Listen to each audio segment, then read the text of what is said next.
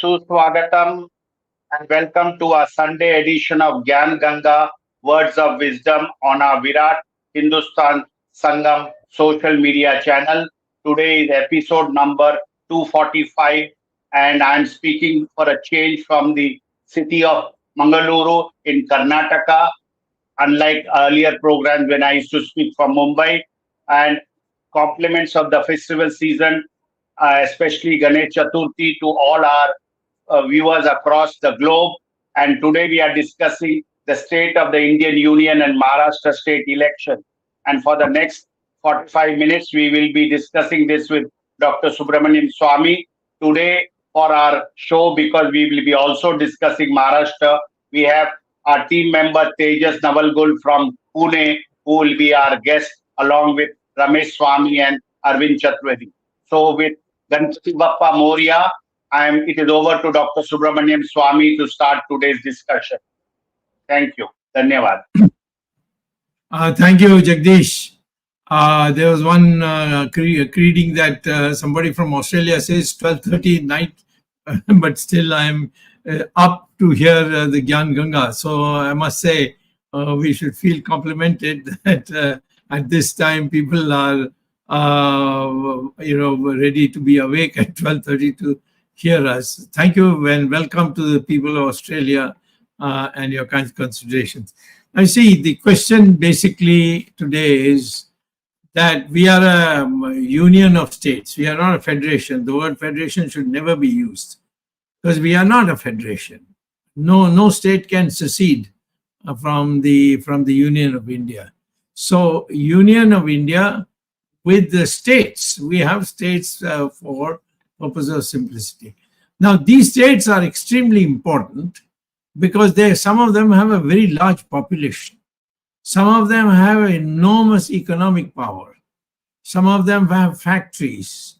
All these things put together, it's important for us to look at the state situation and see how we are going.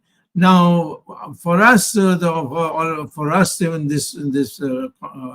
in this program, I must say that we are all we are all parts of the BJP. And although we try to be objective in these programs, but the fact is that we are concerned that a party which could be all over India and have a ideology which was acceptable to very vast majority of people, and therefore came by landslide victories, suddenly seems to be folding up. And the key turning point of either going down the hill or climbing up is Maharashtra, because Maharashtra is a unique state. It's a very large state, number one. Number two, it has a huge number of industries. It has a financial system, the financial institutions. There's nothing that Bombay doesn't have more than any other state in the country. So Bombay, of course, I also feel privileged because I was elected by Bombay Northeast twice, once in 77, the other in 1980, to the Lok Sabha.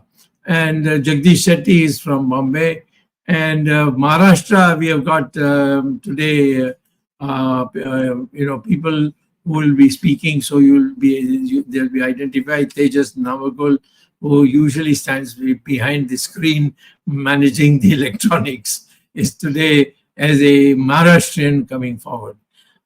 I want you to put this question: what is going to happen in Maharashtra? We won twice, last two elections, with a very large margin. But in the process, there has been fragmentation. And today there is a doubt whether BJP can win Maharashtra. And for that, there are a number of reasons I've seen. For instance, I'm in the Bombay High Court fighting for the Pandharpur people, who are very large numbers, are great worshippers of a form of Lord Krishna. and Rukmani. And suddenly, the Congress, of course, was originally interested in taking over because there was so much money. But it was the our chief minister who pushed it after becoming chief minister of a BJP government and has taken it over. And in fact, he has taken over, he has ordered the taking over of even the religious duties, which is forbidden by the Supreme Court judgment in another case of mine, which is the Sabanayak judgment, where the court said the only thing that the government can intervene in a temple is if there are financial mismanagements, then they can enter, rectify it, and return it back. But they cannot touch the religious part. But we have violated that. But we have not done it for churches. We have not done it for masjids. We have not done it for Waqf boards. Nothing. And for a little Waqf board thing, there was such a halla gulla that the government of India backed out recently. So this targeting of Hindu temples is now spreading in a big way in Maharashtra. And it could therefore lead to a destruction of BJP. Not to mention that it could, we have had this situation where if we could change it, the government of our central party has decided to appoint Gadkari as a person for managing the elections.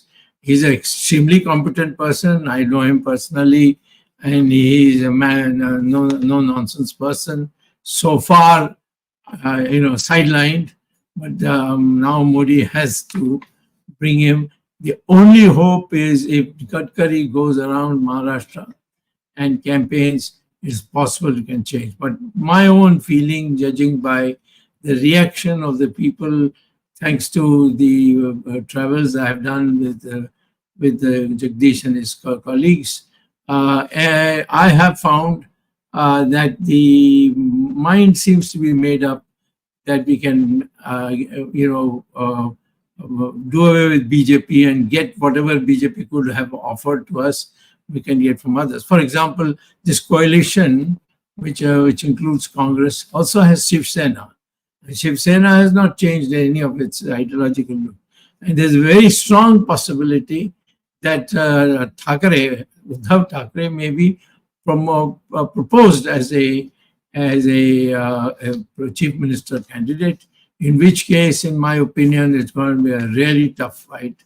And particularly our candidates who are there seeking, they are no match for him. And I think Thackeray was with us. And I can tell you one secret. Towards I think Jagdish Shetty was also in that meeting. One day, suddenly I got a phone call from Balasaheb Thackeray saying, come to Bombay right away.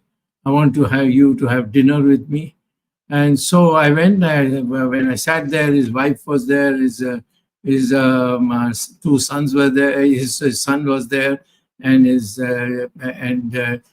son's son was also there. So it was a family meeting, and there he told me, promise me one thing, because I am going to die in a few days. I don't know how he had this premonition. So I'm going to die in 2 days, but promise me that you will be there to help Uddhav whenever he wants. And so far, Uddhav has never wanted help because he's smart enough in himself to do it. But I believe that his commitment to Hindutva is very strong. And he's a very straightforward person, frank person, educated person, speaks very in an articulated way. So he is a person who would appeal to the Maharashtrians. I don't think that our last chief minister has been has been making that impact. In fact, I was shocked when he went and sat where the pujaris sit in the Pandharpur temple, what they call as Vitthal. Vitthal, I think, is, if I'm not wrong, is Krishna, or some people say is some other version of Krishna. I don't know about it, but it's called Vitthal. It's everything looks like Krishna, and Rukmani, of course, everybody knows, and therefore him going and sitting on the place of the priest, and then having a make believe thing, which has hurt the sentiments of the Maharashtrian people, who have always been the Hindus there have been very, very very religious type of people. And therefore, what I wanted to say as a first question is, will BJP lose Maharashtra? If we lose in Maharashtra, then forget it for the future. Then I would think that even after the election, I don't think Modi can continue. I think if there is any accountability left, he would be asked to leave. I think that's what it should be in a democratic country. When Chamberlain made a mess, the party said, "Now get out," and then Winston Churchill came. So in a democratic country, there has to be that. Even in America now, Biden was considered not totally ineffective, too old, and all that, and he has left. He's withdrawn. After having campaigned for a few months, then the entire party turned against him, said, "No, you are not up to it. We want you to get out." So this is an issue which I think we should focus on, as we would like in BJP to win in Maharashtra. But for that to happen, they must take our assistance. So far, it has been Modi and Amit Shah, but their campaigning is stuff nobody else is required. But if they want us to campaign, and we got quite a force in Maharashtra. I myself, as I told you, won Lok Sabha election twice from Bombay, and I know the terrain very well. So I think why today I am happy to see that we are discussing this issue. This is the most important development for the Indian politics. Once here BJP slips, that's the end of BJP, I think, for 10 years. I wanted to ask to speak about it. I think today we have also one person from Pune, which is near Pandharpur, and he could give us his perspective. Jagdish, of course, lives in Bombay, born in Bombay, so he's another person who can tell us in detail about the situation in Maharashtra. And then towards the end, all of us can come together and decide what to make of the situation, whether there's still hope, whether Gadkari can change it around, or no, Gadkari has been brought too late and it will not be possible to change it around. Over to you, Jagdish. So, Swami, for that scenario, which is going to be evolving in Maharashtra and subsequently, which will have a great effect on other parts of India. Now, the ground reality is, since the last 2 or 3 years, perhaps because of too much interference from the BJP leaders at the center, things have not gone well for the BJP in the state of Maharashtra.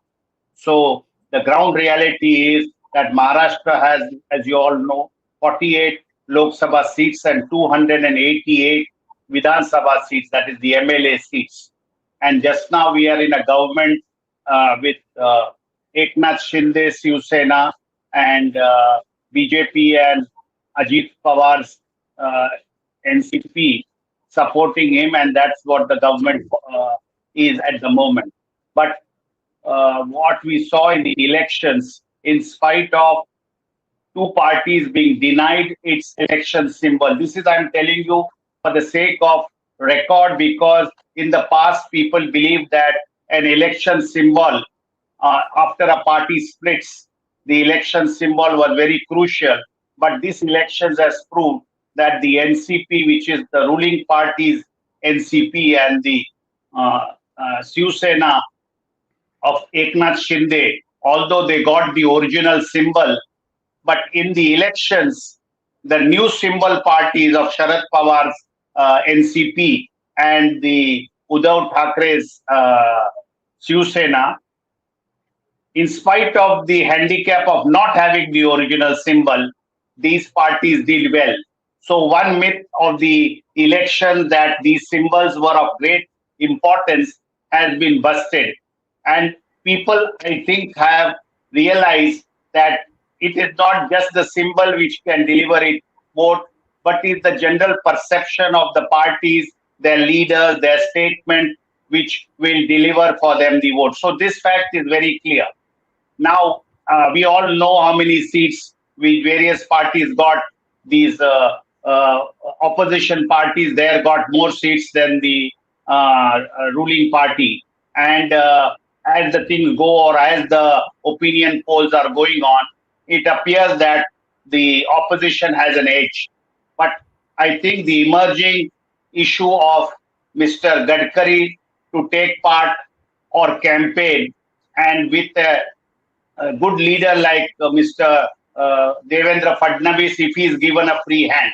Because I very well know that in the previous government, which was formed in 2014 November, and where Devendra Fadnavis was the chief minister, till the time the elections of 2019 came, in spite of whatever may have been said that time or subsequently during the elections, I'm told from reliable sources from both camps, that is the Uddhav Thackeray's camp and Fadnavis's camp, that the relation between Uddhav Thackeray and Devendra Fadnavis was extremely friendly, and that is how the 5 years government went on. It was external pinpricks from Delhi, and you may know, you may be wondering who is that. It was Mr. Amit Shah, which was creating all the trouble for the stability of the government.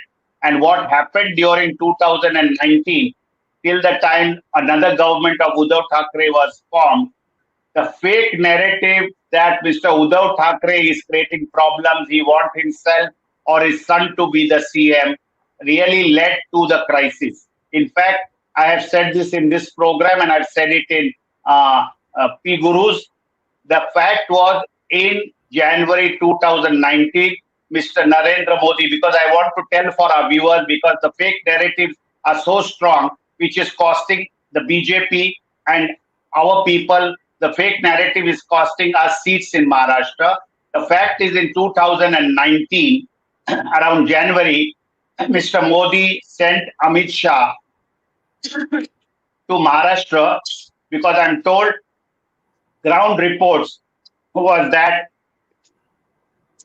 I'm sorry, the ground reports was that if BJP and Shiv Sena fought the 2019 elections to the Lok Sabha separately, then BJP would not get a majority in the center.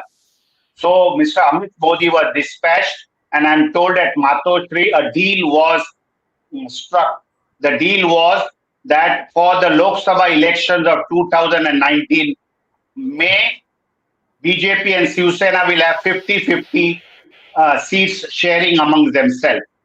But Mr. Uddhav Thackeray was not satisfied. He said, if the deal has to be done, it has to be done for the Lok Sabha, it has to be done for the Vidhan Sabha, and for the sharing of power as CM. So the deal was that 50-50 for the Lok Sabha of 2019 May. In November, the Assembly election, which were due 50-50. And CM's post 2.5 years first for the BJP and 2.5 years second for the Shiv Sena. So what happened was, the 50-50 formula worked out well for the Lok Sabha in 2019 and for the Vidhan Sabha in 2019. But when Mr. Devendra Fadnavis was to be sworn in November 2019, the Shiv Sena, Uddhav Thackeray said that what was our understanding, now you must make it public. But Amit Shah, I'm told, refused to make it public. That is, the CM's post for the first 30 months will be of BJP, and the next 30 months will be of a Shiv Sena nominee. I'm making it clear, neither was Mr. Uddhav Thackeray asking for his son, neither was he asking for himself. But as this assurance was not coming, Uddhav Thackeray thought that after 30 months he will be fooled. What happened in some parts of Karnataka and what happened, as you know, in Uttar Pradesh when there was seat sharing between two parties. That after the first initial 30 months, they did not keep their promise and this would happen. Why am I taking more time and giving you the background? Is for viewers, especially those who are BJP supporters, to understand it was Amit Shah who led to the breaking of the age-old alliance between the Shiv Sena and BJP, and it is not the Shiv Sena which broke the alliance. And rest is it. The rest is history, because people will say, but why did he leave? Why did he team up with Congress and all that? But don't forget, during the emergency, Bala Sahib Thackeray had supported the Congress and Indira Gandhi. Even in Dr. Swamy's 1977 elections, he was initially against us, but finally he came to know that Dr. Swamy is a fighter. Then he sent him a word, please come and meet me before the March 1977 Lok Sabha elections. And Dr. Swamy, that was S.M. Joshi, N.G. Gore, and others had intervened who were part of the Janata Party and the Sangh Parivar. But Dr. Swamy said, I will not come and see him before the elections. I will come and see him after the elections. And when Dr. Swamy went to meet him after the 1977 March Lok Sabha election, in which Dr. Swamy was victorious, Bala Sahib said, "Tum mard aadmi hai." He said, you are mard aadmi, that in the campaign, although you would have wanted our support, but you took a stand that I'll come after the election. So Bala Sahib is not that he has not sided. You must have known that when Pranab Mukherjee was the presidential candidate, when the other lady, Mrs. Patil, was the presidential candidate, both times Bala Sahib Thackeray supported the Congress nominee. So it's not that Bala Sahib color was not known and people did not know of Bala Sahib. But anyway, coming back to our main point, now that the elections are very close, all the surveys are saying that the things will not going to be very rosy for our alliance. And I don't know. I think both Ajit Pawar and Mr. Our friend Eknath Shinde will be in the dustbin of history after the election results come. Definitely the parties which will matter is BJP, because ultimately BJP will and has to rule Maharashtra if we have to rule Delhi. So BJP is the front runner as far as the present parties are concerned, and then there is the other group of Uddhav Thackeray, Sharad Pawar's SP, and the Eknath Shinde's Sharad Pawar's this thing, and then the Shiv Sena of Uddhav Thackeray and the Congress side. Although in fact Congress side and NCP got oxygen because of our not agreeing and honoring the January 2019 pact. We should have honored the pact, and the Congress and NCP were actually in the ICU, and they would have been finished in the 5 years of our regime. But unfortunately, they got oxygen, they came out of the ventilator, and they became the ruling party in Maharashtra. Now, what is the importance of Gadkari and Mr. Devendra Fadnavis doing this campaign or doing the campaign together? All these 5 years, the BJP leadership has neglected the voters and have neglected the Hindutva agenda and have neglected anything for what the workers wanted. The BJP workers have not got any great thing in the last 5 years. All posts have been cornered by the other alliance partners. The BJP worker is snappy. The Sangh Parivar is not as enthusiastic it was in the earlier election of 2014. So I think if Mr. Gadkari and Mr. Devendra Fadnavis have a free hand in the Maharashtra elections, we could still make a difference.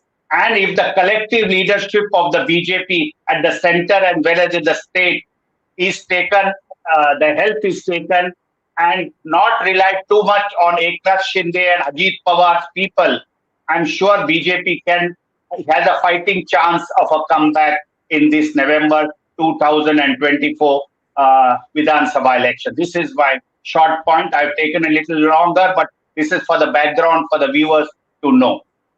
Yeah, very good. If you have, or Ramesh, or we can start and then Tejas can tell us. Arvind, आपका कुछ राय है या आपका विचार है और देश के अन्य लोगों के बारे में भी वो जरूर बताइए, क्योंकि हम state of the Indian union and Maharashtra election दो की जिक्र कर रहे हैं.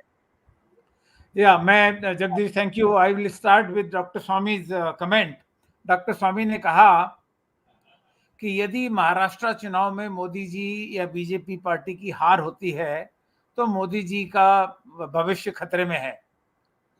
महाराष्ट्र का चुनाव अभी 3 महीने दूर है, कम से कम 2.5 महीने दूर है. डॉक्टर स्वामी, अगले महीने 8 अक्टूबर को जम्मू और कश्मीर और हरियाणा के नतीजे आ जाएंगे. और जो आज की परिस्थिति है, जम्मू और कश्मीर में तो जरूर कुछ इज्जत इनकी बीजेपी की बच सकती है, लेकिन सरकार में तो नहीं आएंगे. हरियाणा में इनका सुपड़ा साफ होने वाला है. और सबसे बड़ी बात यह है कि जब हरियाणा में सुपड़ा साफ होगा और जम्मू कश्मीर में ये सत्ता से दूर होंगे तो इन दोनों चुनावों का असर महाराष्ट्र पे और भी नकारात्मक होगा और भी नेगेटिव होगा.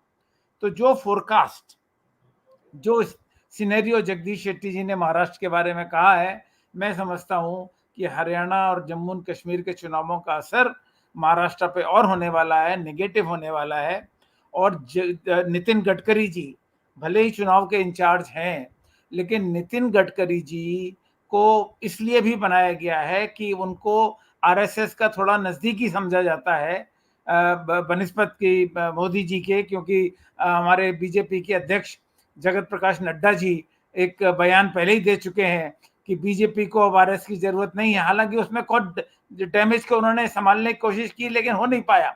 तो महाराष्ट्र चुनाव में हार का पूर्वानुमान बीजेपी को और मोदी जी को हो चुका है, अमित शाह को हो चुका है, और गडकरी जी को बलि का बकरा बनाने के लिए उन्होंने चुनाव का इंचार्ज बनाया है. और यह भी एक तरह से अप्रत्यक्ष रूप से, इनडायरेक्ट रूप से आरएसएस को भी ब्लेम कर सके कि आरएसएस हमारे चुनाव में मदद नहीं कर पाया और महाराष्ट्र में हार गए.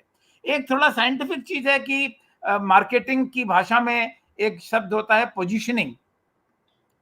तो बीजेपी और कांग्रेस अभी भी अपने ओरिजिनल रूप में है, लेकिन एकनाथ शिंदे की शिवसेना जो एक्चुअली ऑफिशियल शिवसेना है और अजीत पवार की एनसीपी जो एक्चुअली ऑफिशियल एनसीपी है, इन दोनों ने अपनी पोजीशनिंग खो दी है.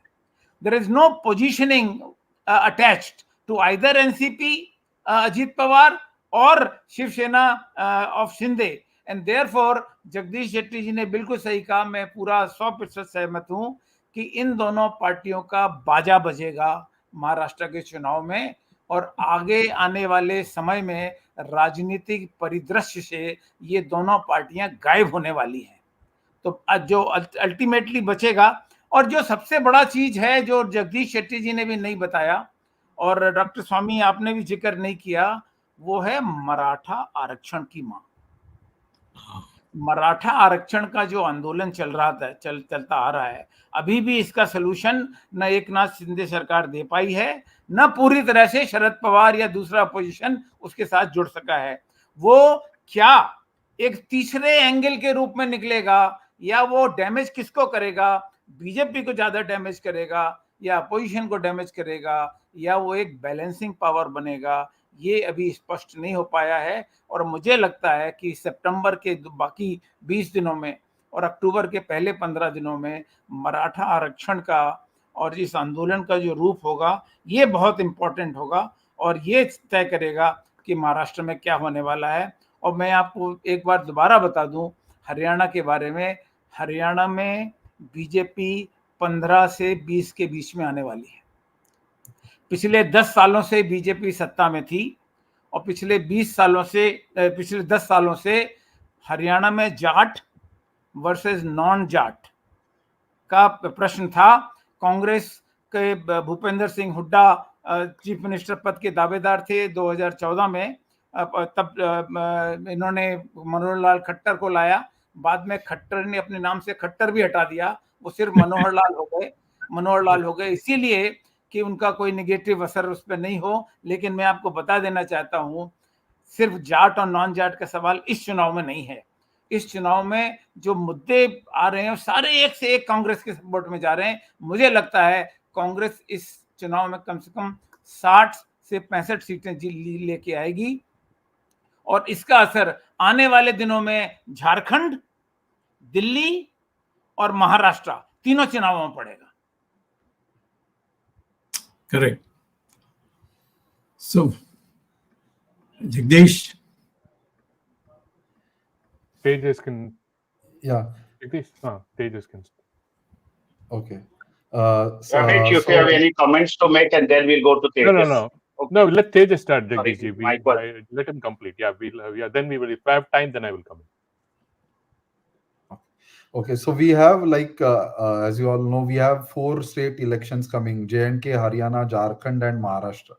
But one surprising thing you will see is that J&K and Haryana elections are declared, but Maharashtra is still not declared. Now, when the Prime Minister said from one Red Fort that there should be one nation, one election, why did not he declare the election dates for Jharkhand and Maharashtra? So at least he should show that, okay, when he's speaking from Red Fort, that he wants to do one nation, one election. He didn't declare dates for these 4 states at one single date. So why he did not declare?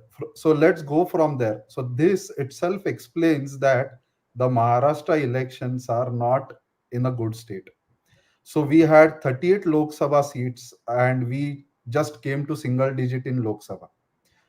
So that is how the situation has gone from good to worst in the current case. Even the bureaucrats are now saying that the government is looking at delaying the elections by more 6 months, or maybe a presidential rule also. That is the fear of BJP currently, is what they are saying. So, like if you say Pune has been a pro Jansangh, pro BJP, and it was a very good city. It always voted out for BJP.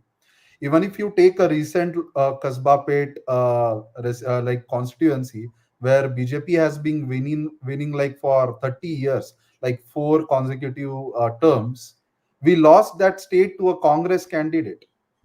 Why this happened? Actually, this is because of the collective leadership in BJP. Now everything is centralized. It has become like a Congress high command in BJP. Only 2 people decide in BJP what should happen in a state, and that is destroying the party completely. So they are not concerned about the local issues, local politics, local leaders. Nobody is aware of what ground reality is. Like a simple example, like if we can take, is Pandharpur temple, which is not just a religious thing but a key cultural heritage of Maharashtra, like and such an important symbol of Marathi identity. Now there also they have brought political centralization by taking over the temple, which is against the core ideology of BJP. So they are going against ideology of BJP and taking over temples. Dr. Swamy has filed a case in Bombay High Court to free the temple from government control, where BJP is defending that they should control the temple when the manifesto says that they are committed to free the temples. Yes. So this is a hypocrisy, and people actually remember all these things. Like when you are positioning yourself as a protector of Hindu values, you should live by that values, and you are doing exactly opposite by so these sentiments. This is like, if you consider Hindutva, now if you go towards anti-corruption, there also BJP has actually lost his image. BJP has allied itself with Ajit Pawar, Eknath Shinde, forgetting all their past controversies. So that has raised the party's anti-corruption stance. So how can BJP come up on that? Because you have brought Ajit Pawar, who was accused of misappropriating of funds. You have brought Narayan Rane, Eknath Shinde, Chhagan Bhujbal. So it's like BJP washing machine. That is what is the news being carried out across the local WhatsApp or everywhere you see people speaking about. So this perception in people's mind is a bigger danger for BJP, which they need to identify. If they don't rectify this, then it is going to vanish them from the states one by one slowly. And one thing is, at least now the power has been given to Gadkari to handle the elections in Maharashtra. If they want to change this perception of anti-corruption, Gadkari should actually bring people like Dr. Swamy, who is fighting anti-corruption since many years. So if such people are brought into Maharashtra elections, if Dr. Swamy is brought into Maharashtra elections, he can actually portray the image how BJP is fighting to prevent election, like anti-corruption, like what Dr. Swamy is doing on multiple fronts.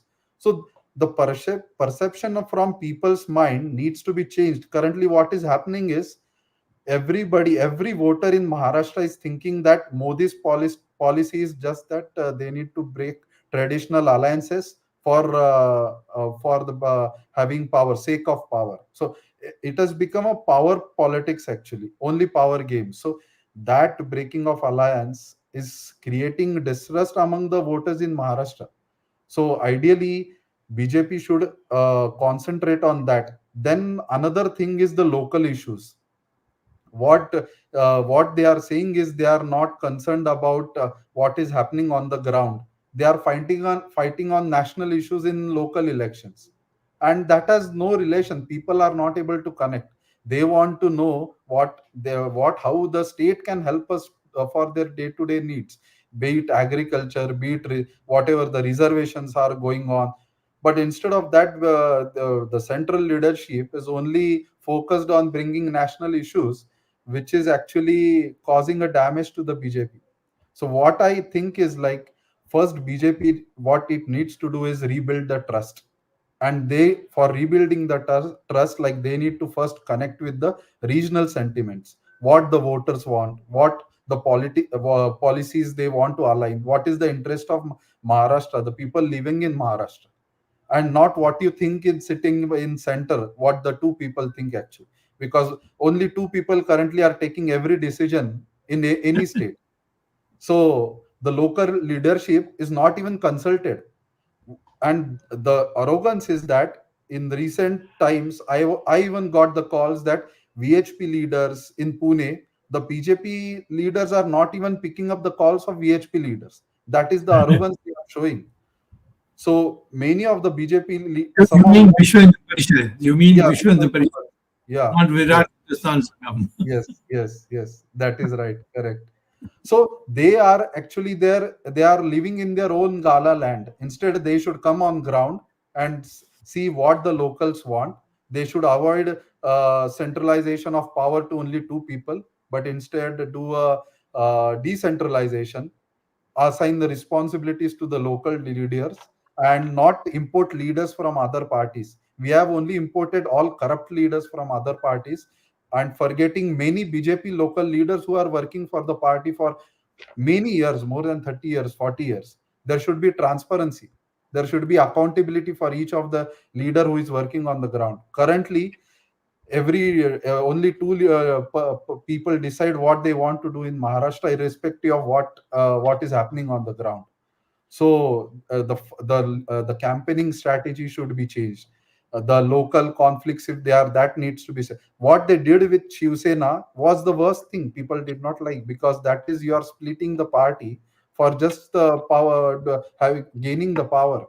If you want to win the elections, you win with good strategy, good policies, do betterment for the people, check local issues, don't do anti-Hindu task like taking over temples, for which Dr. Swamy, who is in BJP but has to go into court for referring the temples. How can you fight anti-corruption when you are taking corrupt leaders in your party? So see, these little bit things, they do change the perception of common man, and that is impacting, and people are losing trust in BJP. And that is why we saw what we saw in the Lok Sabha elections. BJP turned from 38 Lok Sabha seats to a single digit.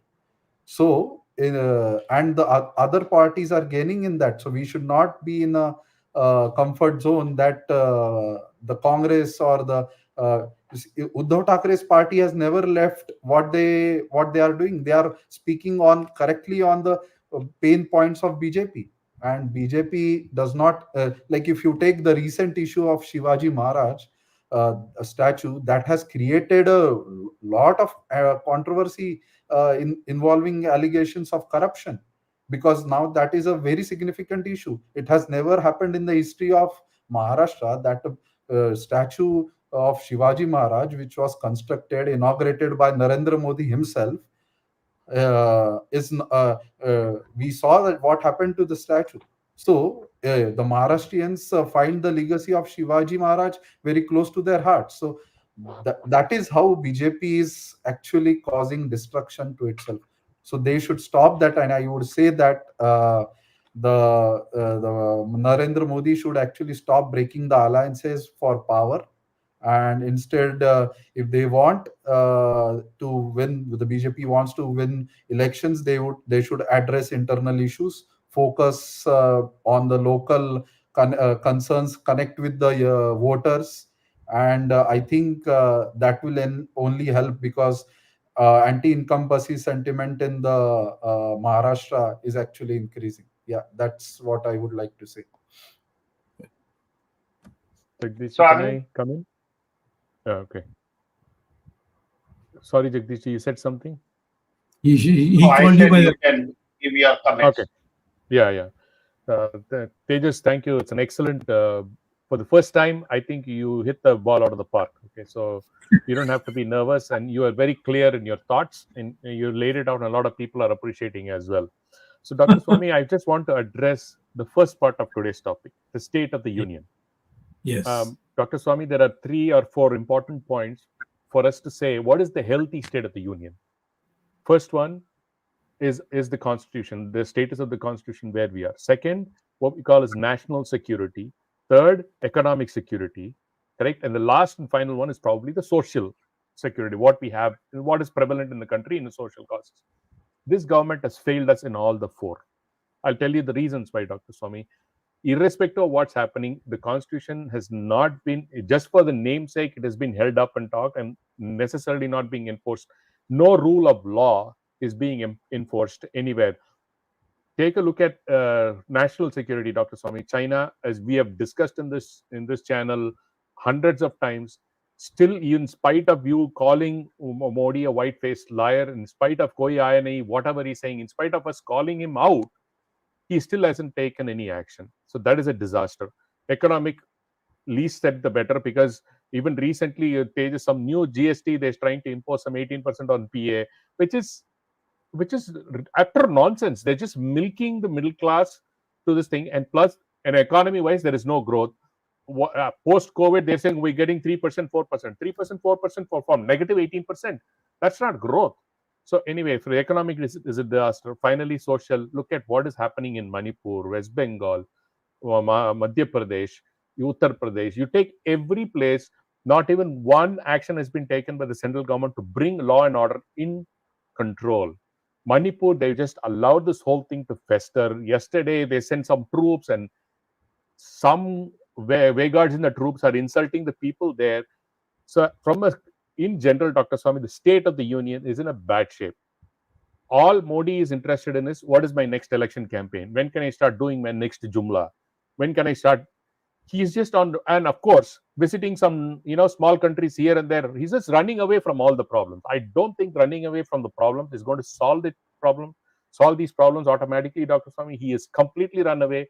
He has not made a single statement, in spite of hundreds of thousands of people dying in Manipur. What has happened in the atrocities that have happened in West Bengal, atrocities that are happening across the country, is not said a single word. It is a shameless thing for a leader of a nation not to address such a critical and crucial things that are going on in this country, Dr. Swamy. Abject failure of the leadership. The state of the union in India, in my personal view, is in a bad shape. Number one. Second, coming to Maharashtra, I think Jagdish ji and Tejas have nailed all the points that are there. I just had one question. I think Tejas, one of those conversations I think I remember is that local BJP leaders in Pune are already supporting illegals like Bangladeshis or Rohingyas to settle down over locals. This is what I've heard. I don't know how far that is true, but anyway, this is coming from pretty authentic sources. That's what the people are saying. And the last point, Dr. Swamy, BJP has betrayed the people of Maharashtra, be it the Shivaji Maharaj statue or the way they broke up Shiv Sena and for their own personal gains. These two duos from Gujarat, they're thugs, and they are just breaking up one party after another in the country to just foster their prosperity and not the nation or the state's prosperity, Dr. Swamy. Those are the comments I wanted to say, and your comments on the state of the union, Dr. Well, Jagdish, do you want to say something on that? So, Swami, as Tejas has pointed out, the reservation, Govind has pointed out and Tejas referred to it, the reservation issue is also quite, I would say, hotting up in Maharashtra, and we saw it, what happened silently during the Lok Sabha elections. And although BJP outwardly has been saying that we want these reservations and it is doing a tightrope walk, but on the ground level, this issue of the reservation and the BJP stand on this is also a very important issue during these elections. In fact, many of the other issues for what BJP stood for is the Hindutva ideology, as pointed out by Tejas. The temples are taken over. Mr. Devendra Fadnavis even took over the Shani Shignapur temple and the Pandharpur temple. As you've been saying, the government has been opposing returning the temples back to the Hindus, and the Warkaris and the temple priests are ready to put up a very good management team to run these temples. The Warkaris, which are in large numbers, lakhs of them, on Ashadi Ekadashi come towards Maharashtra, have Pandharpur, but all of them have been having difficulties after the government in 2014 effectively took over these temples. So it is basically everything which BJP stood for. They stood that we are for good governance. The BJP has failed on that because we have been teaming up with the corrupt. We have said that we will simplify the rules and regulations and the structure and make one window clearance on all these issues. BJP has not lived up to the expectation. So the party with the difference, now people are indifferent to them. The issue is the party with a difference. People are indifferent towards these because BJP could not be identified with their original ideology. They teamed up with Mr. Ajit Dada Pawar, who every day they were talking about Mr. Narendra Modi saying Chakki piecing and piecing and piecing in his public speech, but he teamed up with him.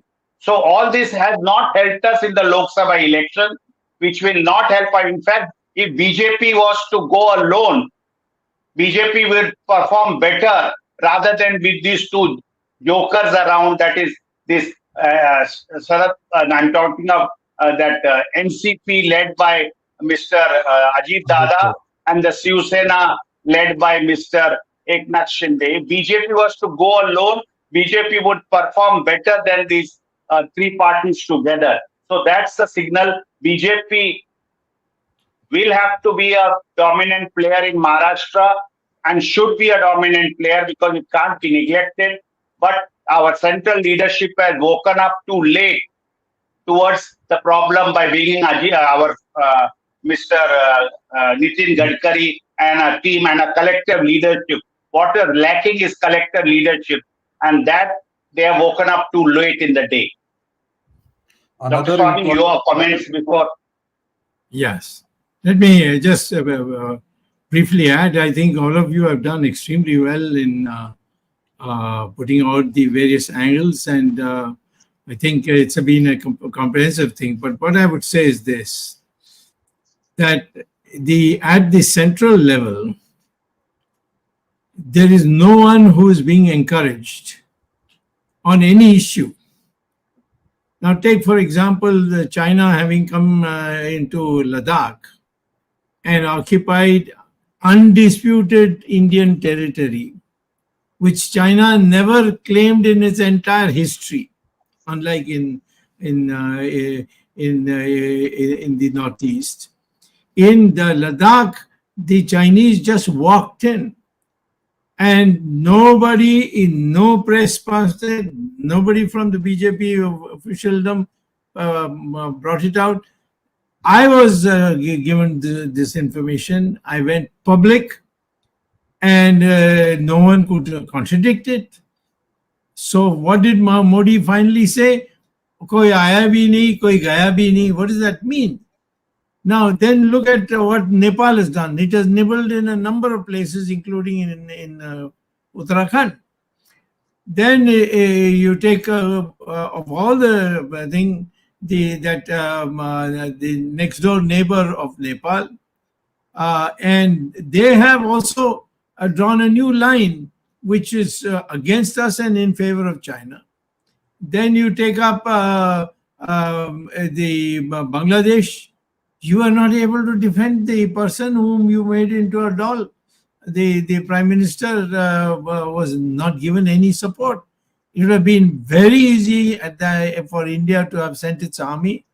It has done it before, and it could have done it. Then in Mauritius, in Maldives, the newly elected prime minister says to us, "Get out your soldiers." These are the soldiers who saved Maldives. I remember that when Rajiv Gandhi was prime minister, a group of people carried out a coup d'etat, and they were totally hostile to India. And so the prime minister made an appeal to us, and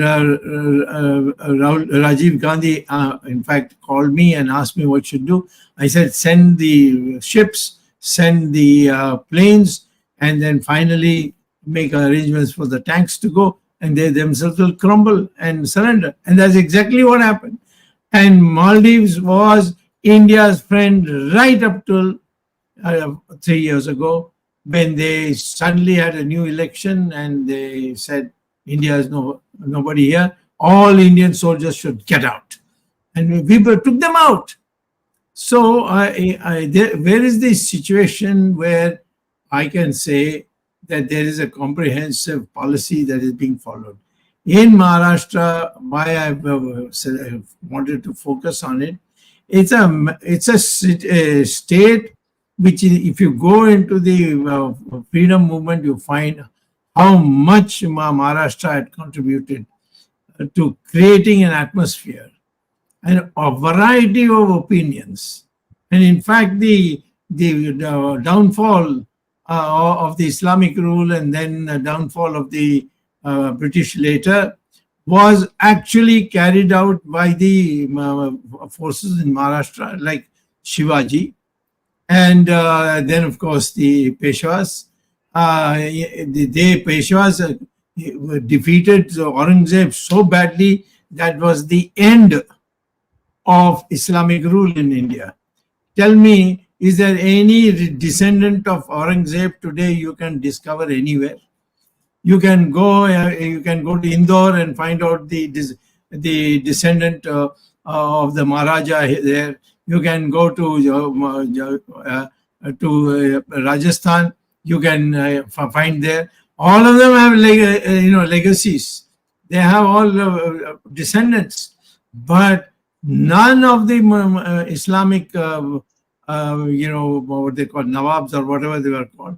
You can't find any follower, any descendant of any of them, because they were thoroughly decimated by the Marathas, and then later on by the successors of the Marathas. So all this history should tell you that Maharashtra was the cusp of our change, and this state is being reduced to such a corrupt institution, a corrupt government is brought in.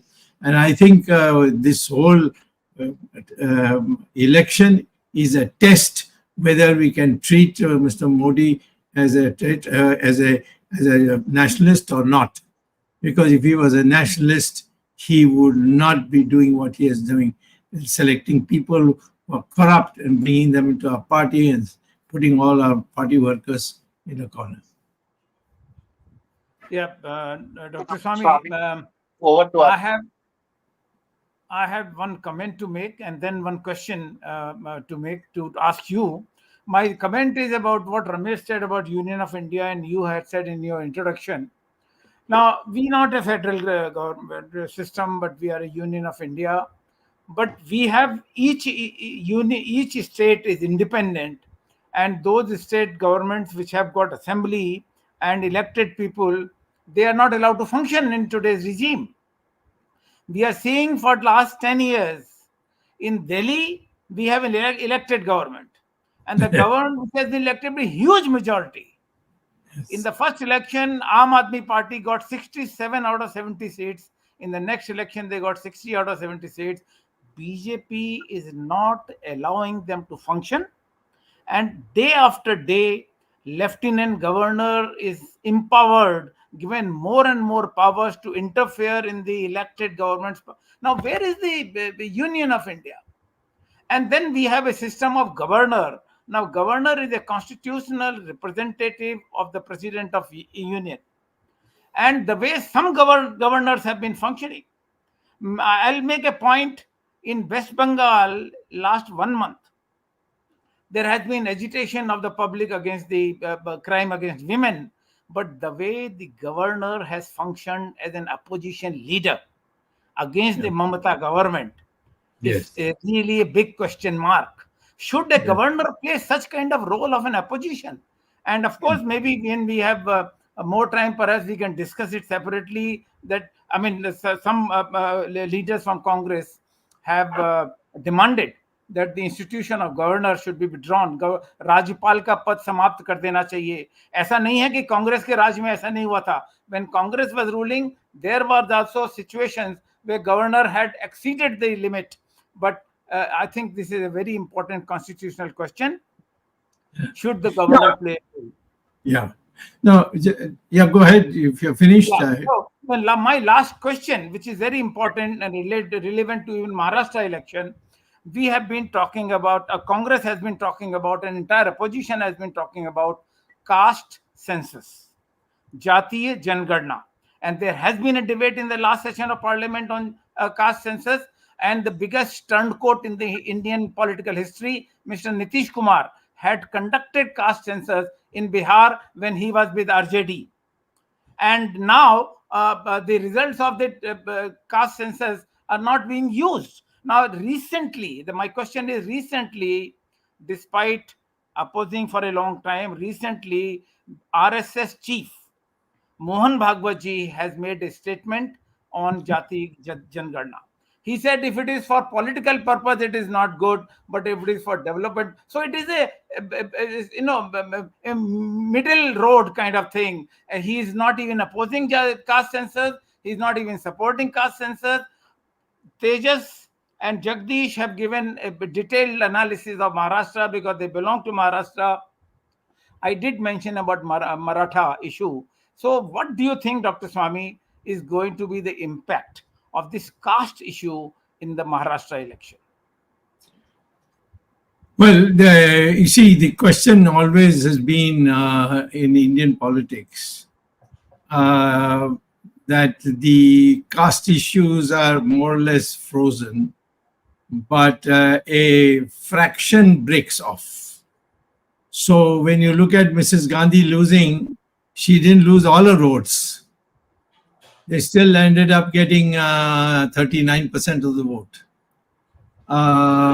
So, I mean, they normally would get 43, 44, 45. And they'll get an absolute majority. So in the Indian electoral system, it doesn't require much to topple a government. You just reduce 5%, 6%, you will find that that government will go. You, after all, see also our BJP, their vote percentage has not crashed, but still you are gone and lost your majority. The Prime Minister himself went from 5 lakh margin of victory in 2 elections to just a lakh, and nobody knows whether those lakh came as genuine votes or something else, because there are all kinds of rumors going on in Varanasi. So I think people should understand that democracy is a very sensitive thing. You don't need to go from here to there. If you cross the line, that's enough. You get rid of these people. So I personally feel that in the national level, BJP, because of its cadre and so on, can always come back. You'll take 19, when BJP was formed, that was in 1980, and a subsequent election took place in 84. We got only 2 seats. And then Mr. Vajpayee's, Gandhian socialism. He was trying to sell Gandhian socialism, and everybody said, "What nonsense is this?" Then Mr. Ashok Singhal came and he's raised this issue of Ram Mandir, and a fillip was given to us by Rajiv Gandhi when he opened the temple, and then he put it on TV, the Ramayana story, and the people were absolutely ignited, and Ram Mandir then led us to victory. But this time the Ram Mandir didn't help you at all. Why? Because those bhakts have all found out that BJP is not a sincere party. It's a hypocritical party. Now that is the image that we have to remove of BJP, and say that we mean what we say and we say what we mean. And only then it can be done. Modi is going to all these Islamic countries and saying things which is not in our manifesto. He recently went to Brunei. His speeches are not being published here, but I got a copy of it. It's amazing, the kinds of things he said. And he was willing to say, even to go to the extent of saying that we are so close to Islam and so on. What is the need for a small country like Brunei? Why did you go to Brunei? The President of India goes to Brunei, there will be no objections. But the Prime Minister, who is in charge of the entire administration, he's going to all these chota countries, because none of the big countries are inviting him now. So, we have a problem, and I hope the Maharashtra, either way of the result, gives enough shock to the BJP to reform like we did in 1984. With only 2 seats we won in Parliament. Then we changed our whole thing. We came out more openly for Ram Mandir, and that whole movement led us finally to victory. We lost that tempo now, and we have to do it again by a new set of leadership.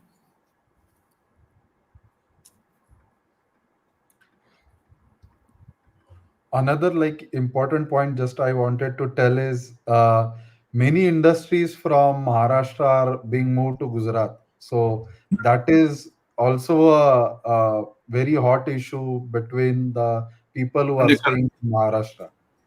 And like you take recent example of Vedanta Foxon, which was supposed to set up in Maharashtra, is now getting set up in Gift City, which is in Gujarat. So these things are actually impacting the people, and we already know what a budget was done, where no relaxation was given to the middle class, like high income tax, GST, inflation, and savings are getting impacted. Rather, they are being taxed.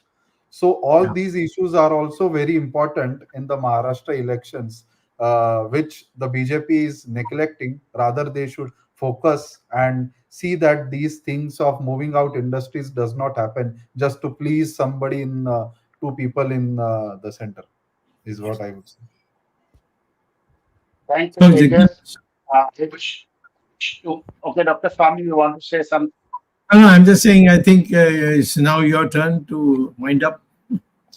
Oh, no. Before I give it to Before I give Yes. it to Arvind Chaturvedi, I just Uh, wish to make an announcement that Virat Hindustan Sangam, that is VHS, will be celebrating Dr. Subramanian Swamy's birthday in ah, Shringeri in Chikmagalur district of Maharashtra, and we have a 2 days event on 14th of September, Saturday, and 15th of September, Sunday, which is Dr. Swami's birthday. So we will be celebrating there. Our delegates list has been closed, so it is only for the people who had registered. So we'll be having this 2 days event, and we will be seeking blessings of goddess Shardamma and the Jagat Guru Shankaracharyas of Shingeri Mutt. So I tell all our VHS members who have registered to please look out on your emails and various groups and follow the instructions and be there on time on the 14th of September at Shingeri, Chikmagalur, Karnataka. And due to this today's program, our next Sunday's Gyan Ganga Words of Wisdom, we will not be able to have. So next Sunday's program is cancelled.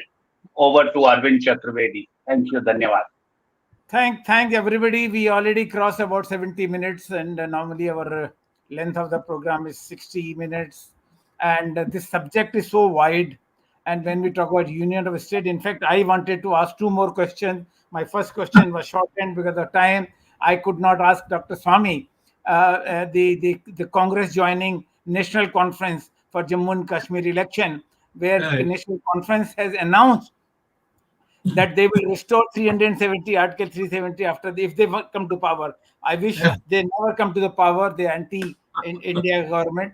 And the second issue was the Akhilesh Yadav accusing the UP chief minister of encounter based on caste. One Yadav dacoit was encountered in a criminal case, and then he has been saying that he was. Of course, this issue is open to the inquiry, but the other issues maybe some other time we'll discuss. These are also issues related to the federal system, not federal system, union government system of India. Thank you very much, Dr. Swamy. This was very interesting episode, and the reflection is seen here in the comment section, where the viewers are also commenting how participative they are today. Thanks, Tejas, for making a debut in our program. And of course, he belongs to Pune, so he has an expertise on Maharashtra politics. Thank you, Jagdish Shetty ji and Ramesh Swamy ji, for participating and making it more interesting for our viewers today. Though we could have, if we had more time, we could have perhaps devoted more time to Maharashtra election, or as I said, we skipped Haryana election, which is also equally important. Anyway, except the coming Sunday, where we'll be in Sringeri and will not be participating in the next episode of Words of Wisdom Gyan Ganga. So our next episode will be on 22nd September, Sunday, instead of 15th, because we all will be there in Sringeri, Karnataka on next Sunday, celebrating Dr. Swamy's birthday. Thank you very much, viewers, for joining us. And I also thank the technical team led by Swaminathan, Tejas Navalgol, Gadgi Rakesh, Ishwar Iyer, Vishal Mehta, Ajesh Nair, and Gurdat Sethi ji. With no program on next Sunday, I wish all the viewers a happy Ganpati festival and happy Onam for the Malayalis. Thank you very much. We'll be meeting on 22nd September. Till then, Namaskar, Jai Hind. Yeah. Ganpati Bappa Moria. Yeah, yes.